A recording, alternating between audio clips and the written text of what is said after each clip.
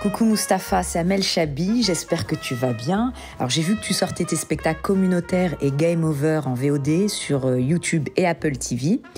Et je sais aussi que tu fais aucune promo, mais je voulais quand même t'inviter sur Dinguerie Room. Écoute, rappelle-moi, dis-moi ce que t'en penses. Je te fais un bisou. Tout le monde veut parler avec toi. J'ai cette chance d'avoir beaucoup de demandes, ouais. Tout le monde veut... Enfin, tu pourrais aller sur n'importe quel média, tout le monde... ton dernier spectacle, c'était maintenant il y a 8 mois. Ouais. Et tu as dit clairement que tu as arrêté la scène. C'est fini. C'est fini. Vraiment. Juste derrière ton annonce, il y a eu des articles partout, dans des super magazines, à la télé, sur ce sujet-là. Et donc, là, t'es dans Dinguerie Room. Moi, je suis comme une ouf, je te dis la vérité. Moi, je suis chez moi, voilà, je suis content d'être là. Ça me fait plaisir que tu te sentes dans une safe place, en tout cas. Ouais, et puis c'est aussi bizarre quand même, parce que à la fois, je suis heureux de te voir, et c'est la dernière fois que je parle. On me reverra plus après. Du coup, je suis un peu mitigé. C'est un peu étrange comme sensation, mais n'y pensons pas. On n'y pense pas. Mesdames et messieurs, aujourd'hui, je suis avec Mustapha El Atrassi et c'est vraiment un honneur. Et tu sais, dans Dinguerie Room, j'ai l'habitude toujours de donner des petits cadeaux à la fin. Mm-hmm. Et bien là, on va le faire au début. Voilà ce qu'Amel vient de m'offrir. Pour ceux qui ne voient pas du tout ce que c'est, ils peuvent trouver ça éclaté. Je vais vous expliquer. Au début, j'ai cru que c'était moi. Non, et bien justement, ouais. C'est ouf, hein. Donc, c'est pas pour me comparer, hein, mais alors il s'agit de Jacques Brel. Absolument. Qui fait ses adieux à un âge assez précoce, je crois. 33 ans. C'est 33 ans, exactement. Il a décidé, Jacques Brel, au sommet de sa forme, d'arrêter. Et ça, c'est ses dernières à l'Olympia. C'est l'un des artistes qui m'a le plus inspiré. Et il a eu un rappel, le public l'a applaudi pendant très longtemps, et il est ressorti de sa loge en peignoir.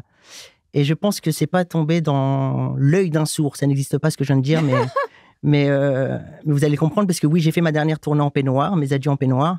Sauf que moi, je l'ai fait du début à la fin. Absolument. Je suis arrivé jouer en peignoir. Ouais. Et je pense que ça m'a inspiré. Donc, c'est un très beau cadeau. Ah, ça me fait plaisir que ça te plaise. Tu as été très connu très tôt. Tu as gagné bien ta vie, la télé, tu avais ton réseau. Tu étais caméléon, tu savais vraiment t'adapter dans tous les milieux, etc. À quel moment tu te dis, vas-y, tout ça, ça m'a saoulé, en fait? Moi, je travaillais dans des émissions de télé où j'étais sniper, je faisais des vannes et tout. Donc, on est ensemble. Tu vois, on travaille dans une émission ensemble et tout. C'est une équipe, ouais. C'est une équipe, voilà, il n'y a pas de préjugés, on n'est pas dans les années 80, machin et tout. Et ça parle d'islam.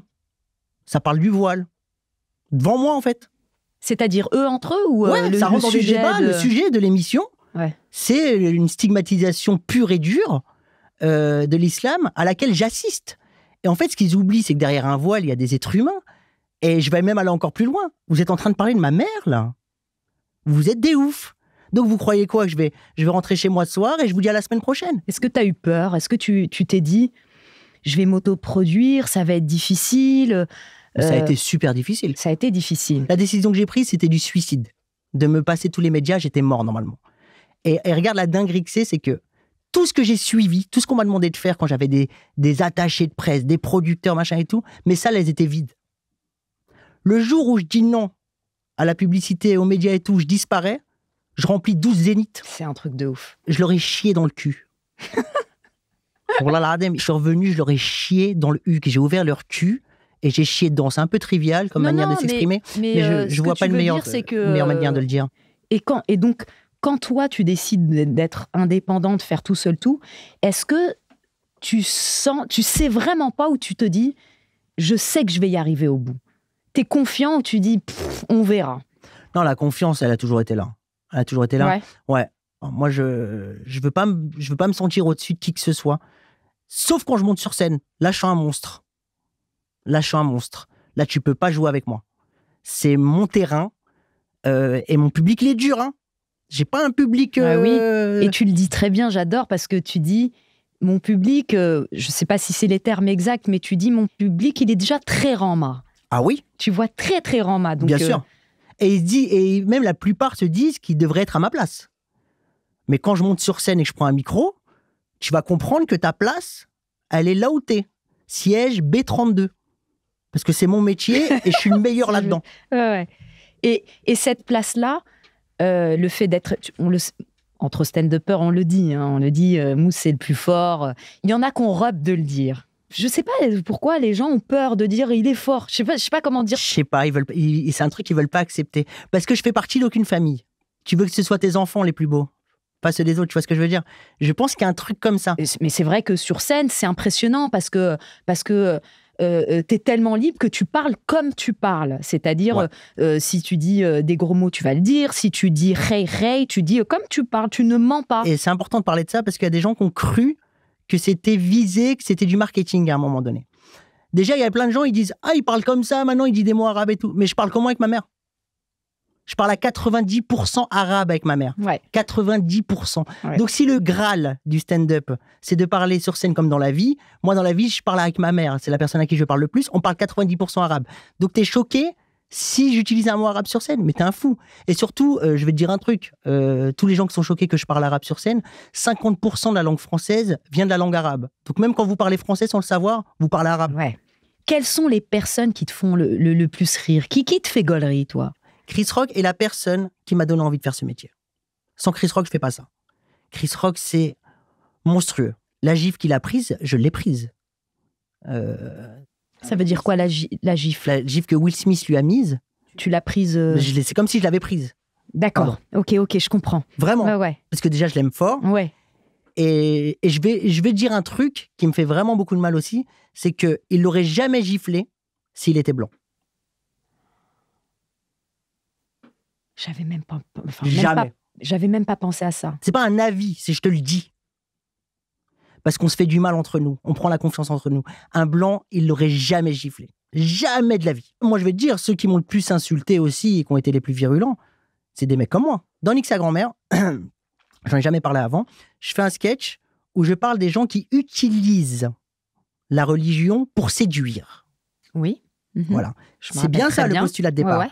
Les gens qui utilisent la religion pour séduire. Je ne me moque pas de la religion, mais plutôt des religieux. Déjà, c'est une nuance très importante. On dit parfois que je blasphème. C'est pas vrai. Tu peux pas retrouver de blasphème. J'imite des gens qui font genre, qui sont tout le temps en train de parler du Coran et tout, qu'en font trop et on sait que c'est faux. Et moi, c'est mon expérience qui parle. Comment il est né, ce sketch? Il y a eu deux choses. Moi, j'ai commencé la prière, j'avais genre 16 ans. Et je priais avec Joachim, un gars de mon quartier. Et Joachim, quand c'était l'heure de la prière, il disait « Salat le Maghreb Ah, c'est l'Asr !» Ouais, trop. Il criait et tout le monde est tombé dans le panneau. Et ma mère, un jour, elle me dit « Joachim, il prie hein !» Je dis « Non, il crie !» Et t'as l'impression que c'est une dinguerie. Et un jour, je fais un casting pour un film que j'ai vendu sur Canal+, mon premier court-métrage, et je cherchais une meuf pour jouer un rôle, tu vois. Et il y a une meuf, elle vient, elle pose son téléphone, et il y a l'appel à la prière qui est parti, qui était posé devant moi. On le connaît, ça, ouais. C'est une technique. Oui, ouais. Moi, je respecte les gens qui font, par exemple, le pèlerinage pour leur foi, pas pour le selfie. Donc, même ceux qui me jugent, je vais dire un truc. Ceux qui te jugent comme ça, c'est des imbéciles. C'est des hypocrites, surtout parce que j'ai touché un truc qu'ils font. Ils séduisent avec ça. Ouais. Moi, les vrais, ils me remercient et ça les fait rire, ces sketchs-là. Ouais. Non, t'as raison. Oh, il y a un deuxième cadeau, Carrie. Allez, tiens. Allez, c'est parti. Il était une fois le Bronx, bien joué, un film qui a changé ma vie. Pourquoi? Parce que quand je le vois, je suis à l'hôpital. J'avais fait une péritonite. Une péritonite, c'est quand tu ne soignes pas assez vite une appendicite, parce que nous, on avait un médecin de quartier où tout est dit. Je ne suis pas sûr qu'il était réellement médecin et tout. Il ne m'a même pas touché. Il m'a dit, tu as une gastro, rentre chez toi. Je rentre chez moi, on ne soigne pas, et l'appendice, elle explose dans mon ventre. Ouais. Voilà, j'ai perdu 12 kilos, je crois, à l'époque, que j'ai toujours pas rattrapé. C'est hyper dangereux. J'avais 11 piges, vraiment, j'ai failli canner. Ouais. Et là, je me retrouve à l'hôpital, et je tombe sur Il était une fois dans le Bronx, et c'est un choc, parce que ce film a énormément parlé. Tu peux le tourner comme ça, on voit, Et c'est une dinguerie, parce que c'est la première fois de ma vie que j'ai vu un film sans bruit. Ouais. Ça m'a choqué. Il y avait toujours du bruit chez moi. Et là, j'étais à l'hôpital, j'étais pas bien, et j'ai apprécié ce film. J'ai dit, mais on peut regarder un film sans bruit, sans des gens qui crient, qui se battent. Il y a un gars avec une pastèque debout là-bas, il y a un gars, il fume la chicha debout. Tu connais les gens qui fument la chicha debout? Ils marchent avec. Ils marchent en fumant la chicha. C'est qui ces gens? Je sais pas. Qui êtes-vous? Je sais pas, mais ça embrouille. Tu peux pas être Bon, là, concentré. il est au quartier, il marche, il te parle, il fait des signes, et il tire en même temps au charbon, il tire. Mais t'es un ouf, toi! Assieds-toi, putain. Assieds-toi! Et là, je vois un film sans bruit. Mais je Ouais. savais que ma famille, c'était ghetto. Pourquoi? Parce qu'une fois, il y a mon beau-frère, il avait un demi-frère, un petit blond mesquin, il s'appelait Naël. Il était blond de ouf. Ouais. Et Naël, il dormait vers 18h. Oui, c'était très cadré. Il est cadré, Naël. Il est là-dedans. Il est cadré. Il y a un cadre autour de lui quand il marche. Ouais. Il arrive, Naël, il rentre dans le salon, et c'était le zbeul, machin Ouais. et tout. Et je te jure, il met un silence, il nous regarde, et il pleure. Il fait Ah! On l'a agressé par notre vie, ça l'a choqué. Mesquin Naël, il est devenu rouge. Pas eu de... On lui a rien dit. Il portait, il cachait après. Mon beau-frère, il consolait. Alors qu'on lui a rien fait. Il le consolait. Juste pour l'ambiance. Juste Il a le... Ouais. Il est parti, il l'a ramené. Hein. Tu crois qu'il s'est assis, on lui a donné Il a même pas dîné ni rien. un pomme-pomme. Ah ouais, Il voulait plus voir cette famille. Rouge. Il était rouge, ce bâtard.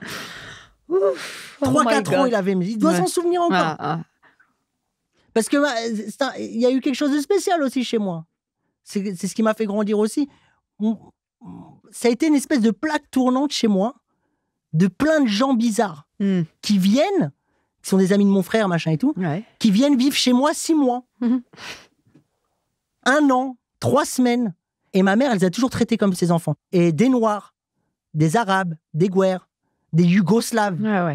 Et en fait, ces gens-là, ils n'ont jamais oublié. Ouais, quand quelqu'un ouvre la porte... Là, je peux les appeler maintenant, j'ai une histoire. Moi, j'espère ne jamais les appeler parce que je ne vais pas te donner tout leur cursus. Et je ne suis pas là-dedans. Ils sont là dans 20 minutes. Parce que la daronne, c'est pas une question d'argent, rien. Hop. 3e cadeau. Ouais. Putain, Aide Miled. Là, on est en anniversaire. En anniversaire. On traduit, que je fête pas. Hein. Aide Miled. Tu fêtes pas ton anniv, toi? Non. Je déteste ça. C'est une très belle photo.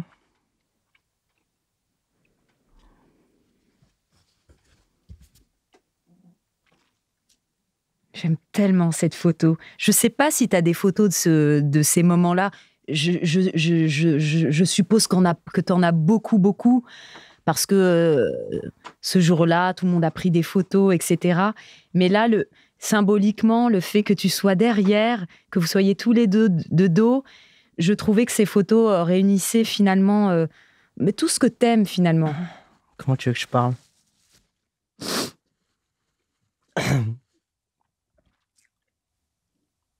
Pourquoi ma mère est sur scène? Pourquoi est-ce que ma mère est sur scène?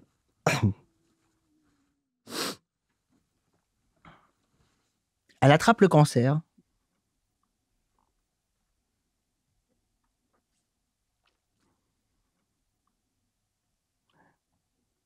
Sa mère.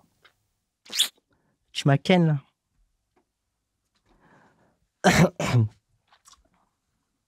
Et puis,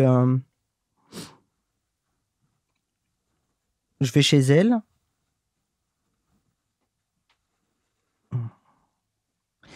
Et je lui demande de pleurer que le soir de l'annonce.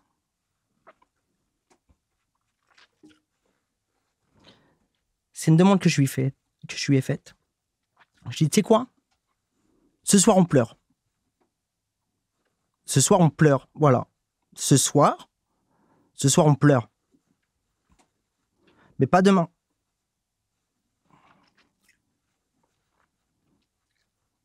Après, il faut maintenir le truc, tu vois. C'est-à-dire que pour faire vivre, si quelqu'un a le cancer ou vous avez quelqu'un autour de vous qui a le cancer, tout se passe dans la tête. Si t'es pas entouré et que t'as pas de projet, c'est foutu. Et du coup, ça a toujours été la personne la plus drôle du monde pour moi. Et je lui dis, tu sais quoi, quand tu vas t'en sortir, pas si tu vas t'en sortir, quand tu vas t'en sortir, Inch'Allah, pour se venger de tout ça et pour renaître ensemble, tu vas monter sur scène. Et elle me dit, quoi? Je dis ouais, c'est ça ta place. tu vas monter sur scène, tu vas être brillante. Tu vas être belle, tu vas être drôle. Tu vas leur montrer que je ne suis qu'une infime partie de toi. C'est vraiment, pour moi, la dinguerie des dingueries, c'est ça, quoi. C'est fou. Ouais. Franchement, ouais. Plus que tout. Et puis, c'est un cadeau que j'ai fait au public. Attends, mais c'est... On attend la première partie, on voit que c'est ta mère. Et attends, et là c'est game over, quoi. C'est voilà. Bon. Tu vois ce que je veux dire, game over. Ouais, c'est bon, moi je suis heureux de tout ce qui s'est passé. Voilà, c'est bon. Notre plus grande victoire avec ça, c'est qu'il y a plein de gens qui nous ont envoyé des messages et qui nous ont avoué qu'après ce sketch, ils ont enfin osé dire pour la première fois à leur mère, je t'aime. Franchement, on n'a jamais fait ça pour l'argent et ça se saurait. Mais je te jure que ce qu'on a créé et les messages qu'on a pu véhiculer, ça vaut tout l'or du monde.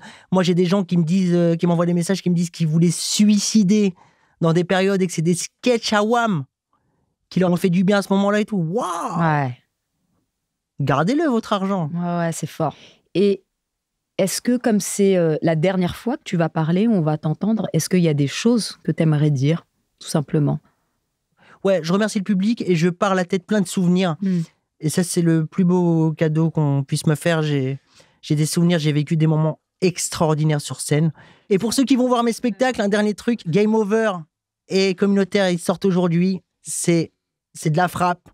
J'ai travaillé dur, c'est 25 ans de travail. Si vous voulez du pur stand-up, si vous voulez vraiment de la bonne qualité, venez. Oui, et regardez, parce que ce sera sur YouTube, sur Apple TV. Ouais.